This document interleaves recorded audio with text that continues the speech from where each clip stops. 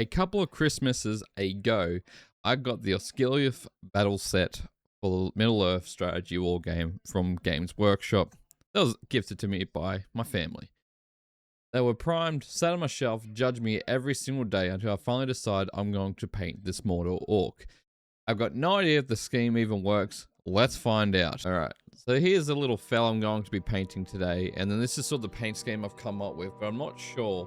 You probably can do a better job, so let's just get straight into this. So I'm using deep red scale, in which I've put the other brands that's kind of close to it for you. And I'm using this airbrush thinner from Scale, because being a gel medium, they react weird, they can behave weird, so I found to get that nice consistency you get from like Vallejo and that, I found using the airbrush thinner wet palette instead of using water made it flow so much better.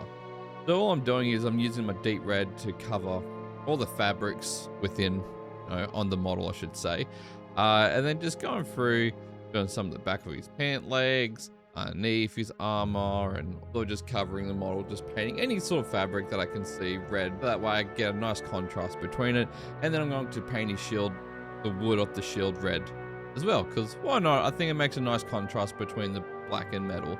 So now I'm using black metal from Scale, which is your like gunmetal type color.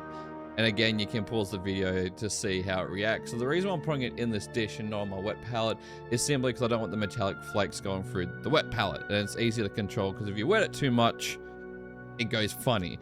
So all I'm doing here is just covering all sort of metal pieces. And unfortunately, I was trying to work out what to do here, because they're not exactly a very smooth printed model compared to what I'm used to painting. So once the camera focuses, all I was doing was going along the edges there of the black armor and just sort of doing like a bit of an edge highlight. And then unfortunately my focus sucked, but on the chest piece for little bits of detail, just doing spots here and there off metallic just to kind of give it a bit of a reflection into it. Then from there, I'm going to use blood red. As you can see at the other ones, again, pause if you want. And all I'm doing this blood red is I'm just putting it sort of on the highlight bits just to give it a bit of a oomph, a bit of a punch outwards type of thing. So all I'm doing is just putting it anywhere where the light hits the peak of the fabric. I'm not kind of blending it down or smoothing it around or anything like that. And now I'm going to try a freehand using just black from Scale. I did a couple of dodges so I could map it out, and then I was just kind of doing the curve that you get for like an eye, basic eye shape.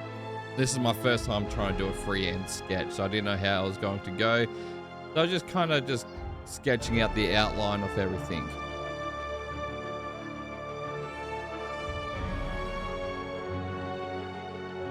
And then I'm trying to do sort of like a teardrop spike for it, and then kind of the spikes at the top, like Sauron's crown.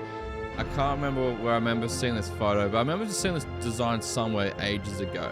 And unfortunately, I cannot find it for the life of me at the moment. But this is kind of what I went with, is for like the Eye of Sauron type of thing. And then I just used a bit of the red then just to help shape it up a little bit, so it's not as chunky and all that. Unfortunately, I couldn't quite find the right greens to match in the other brands, so that's why I put the scale there so you can match them yourself. So pretty much using those greens, I was going to use the darker green to just do the sort of the base of all the flesh tone. Mixing in nice, give it a nice airbrush thinner to give it a nice consistency that flows beautifully. And then I was just going through, just kind of just smacking that on any exposed skins I could see, and then using a lighter green mixed with that sort of base green. I was trying to make a bit of a highlight, but as I said, I am no pro painter, so I have no idea on how to make a nice transition. So I usually just go for punchy, anything that's sort of high rise. And with that, I was just sort of marking out the lip and nose, that type of thing that kind of would stand out a little. Nothing too flash. I'm not good at painting. And then I was painting up a bit of the tongue, just using red, just because, why not?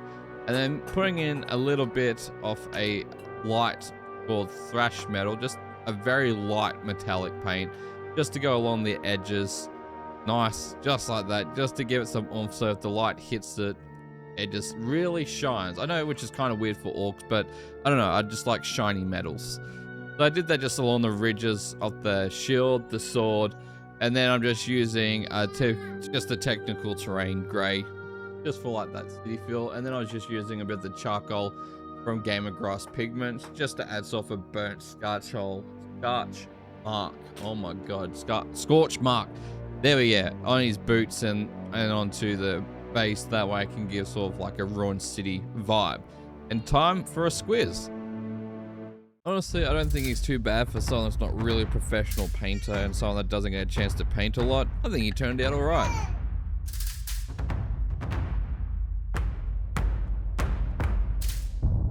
I just received my wet palettes, my new Kalinsky Sable brushes, synthetic and natural hair one from Widmar. I'm very excited to try these brushes out. So, I'll be painting up a Fallout character from the Fallout Wasteland Warfare miniature game. So if you want to see that, don't forget to like and subscribe, and I shall see you in my next painting video. Back ya.